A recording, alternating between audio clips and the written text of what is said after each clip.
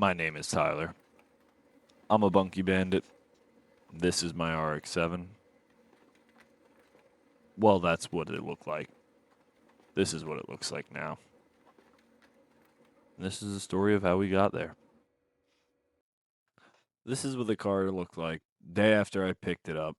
And I only picked it up about 5 miles from my house, but in that 5 miles, I managed to somehow blow it up. Some of the symptoms kind of sounded like what you're about to hear. Still getting pretty hot.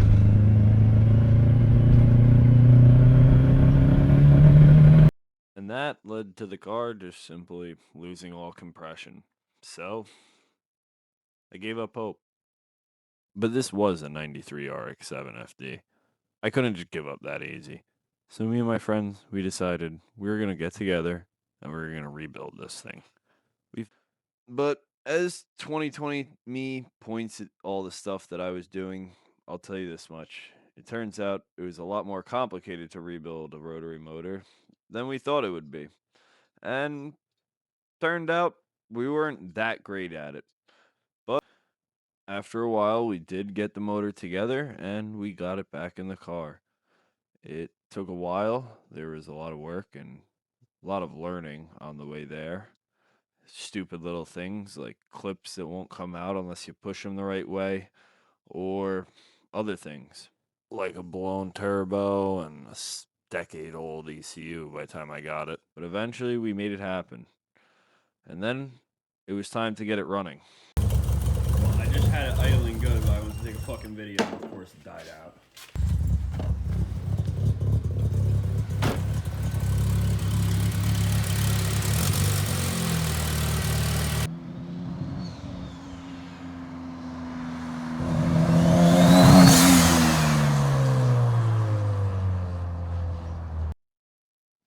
But we could just never get it running right. And for some reason, it just never seemed to work, and I thought it was blown up, honestly.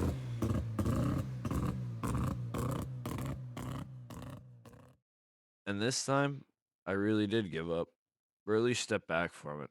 I needed a break, see what I could do, and come back to it at a different date. And 4 years later, this is what the car looks like. And the weather and sitting in my yard had just taken a toll on it. I mean, look at it. This was peak dirtiness, and now we cleaned it up a little bit, pushed it into the driveway. But the weather had taken its toll on the wrap. That thing's some of the nastiest crud. Man, look at that. Hey, it's my paper clip I lost.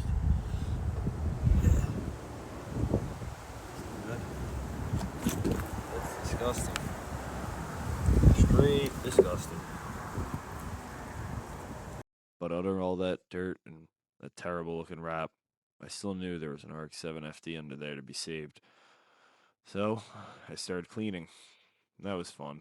I mean, found a lot of rat poop. Not too much, just a little bit. Some possum hair. Just random crap. I mean, it was laying in the yard for over 2 years, so it definitely had accumulated a little bit of filth. And I mean, you can see here we're pressure washing it all off, and it actually doesn't look terrible when it's wet, which means there's hope for the car. And you can see here the hood doesn't look too bad. Got it soaped down. It's got a nice golden hinge to it. But now it's time for the fun, the mechanical stuff. All right, what are we doing here, buddy? Making the gas not bad. We're making the gas not bad. You heard it here first.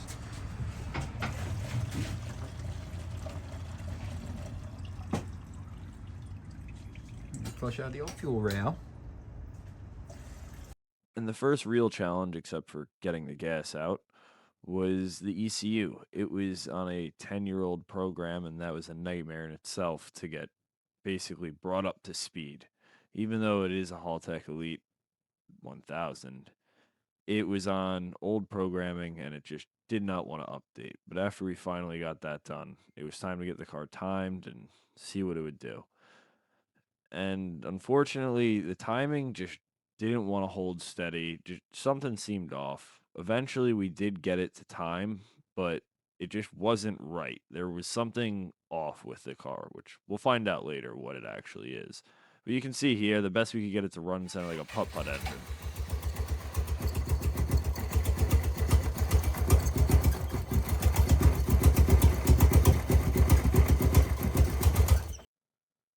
was that time again. Yeah, but now we know. Now we know. Got to project update with the Rx7. We're not very good at recording videos yet. Your shit says. Yeah, my shit do be dead. My motor be dead, dude. You got a whole lot of shinies. A lot of shinies. And you can kind of hear the delirium there kicking in as I've done this one too many times, which is twice, but not that many times. But I brought it down to the shop, and this first time bringing it to a shop, and he got it all torn apart, and of course everything's wrecked as normal in a rotary engine. When things go wrong, they go really wrong. That's my old oil pressure set measuring unit, and it was smashed down by the previous owner. Keyway bent. Don't know how we did that when we reassembled the motor the first time. That was bent. E-shaft, he cleaned up for me, did a nice job, and then it was time for the new parts. Got the new OPR, new rotors, nice and clean. It actually looks like a motor now. It doesn't look like he pulled it out of a junkyard. And yeah, you can see he's got it all lubed up, making it nice. Goopy, shout out to them. I mean, this guy, he really was Class A expert in rotaries, and this project wouldn't be possible without him, that's for sure. So if you're on the Northeast and need rotary work, definitely look for Goopy. He's a great guy and takes care of his customers. Got me everything I needed to go. But he got everything together, and while he was doing all that and making the motor look nice, I had some other things to do. See, we had a whole lot of stuff to do because Really had been sitting for a little bit too long, and that might have been an issue because all the seals rotted out. So, first step was to take the power steering rack out because that was leaking everywhere. But while I do that, I'll kind of show off in the background what may have caused all my blowups. So, right here is the trigger wheel, and it controls basically when the engine gets spark. The only issue is it mounts to a pulley that you can only put it on one way. However, for some reason, my pulley was 180 degrees off. I didn't figure this out until we were almost leaving the engine builder, basically. And he was explaining everything to me. And together, we basically came up to the conclusion that something was off with this pulley. If it was an RX8 pulley or whatever, just a pulley from a different motor. And basically, my old motor had been all hobbled together from random parts. And that really might have been the reason this thing blew up basically twice because I did rebuild it once before. But another thing I wanted to do, which I've been doing in the background here, getting rid of the ABS because, I mean, it just looked hideous in the engine bay, and I honestly don't think it worked anyway. And then I started routing new lines, but that's not a little bit further in the video. I honestly didn't record much of it. Got the motor back finally. Looks great. Threw it on the kitchen table because, where else would you put it? And then here in the background, I'm just basically doing this power steering rack. I'm trying to take it apart. Would have been probably helpful to watch a video or something, but I kind of just raw dogged it and just got in there, had some friends over, had some beers, and yeah, I mean, a lot of the video is me on the floor just trying to hammer the thing apart, but you kind of get the idea. And then as I was doing that, because that took a while to get apart and get all the parts to fix since it was completely destroyed, got some pieces polished and, dress up the engine a little bit. Spent a little money on this. Let's make it a little nice. But, yeah, I mean, you can tell this power steering rack was absolutely filthy. You can see here, I'm trying to clean off the rack part of the power steering rack, and it's not working at all. There, my turbo, may it rest in peace, GT45R. I mean, classic, but it's unfortunately seen its days, and so is this rack shaft. It's completely shot. I mean, the reason that it wasn't sealing is because of that. Can't really see, but the inside of the housing is good. So, what I decided to do in all my brilliance was order a power steering rack that had a bad housing and install the parts into the new housing. But you can see here, I was playing with the brake lines, kind of just bouncing back and forth from item to item. Sometimes it's nice to change it up, not work on the same thing every day, especially when you don't know what you're doing, like the power steering rack. That definitely sucked, you know. But you got to learn it somehow. And here you can see I'm cleaning up all the lines because there's just a lot of old gunk and grease and paint on them. That took forever, and one of the reasons this table got so messy. That was fun. And unfortunately, I don't really have many videos of the power steering rack going back together or it going in the car, but you'll have to take my word for it. It was a pain in the ass. I mean, I think I got a couple clips that I'll pull up now.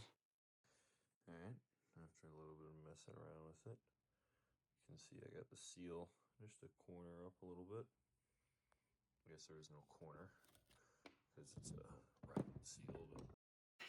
And yeah, that is where we stand now. I got the power steering rack all assembled, probably improperly, so it's going to leak everywhere again. I'm sure of that. And, you know, still need a turbo, injectors. The motor's got to go back in the car. But I got some other secret projects we got going on. Jason, he's got his car. Corey's got his car. Brandon's got his car. So yeah, we're looking forward to getting these cars on the road and making videos with them this year. And if you've stayed to watch the whole video, thank you, I guess. Give it a like, subscribe because we got a lot more videos coming out.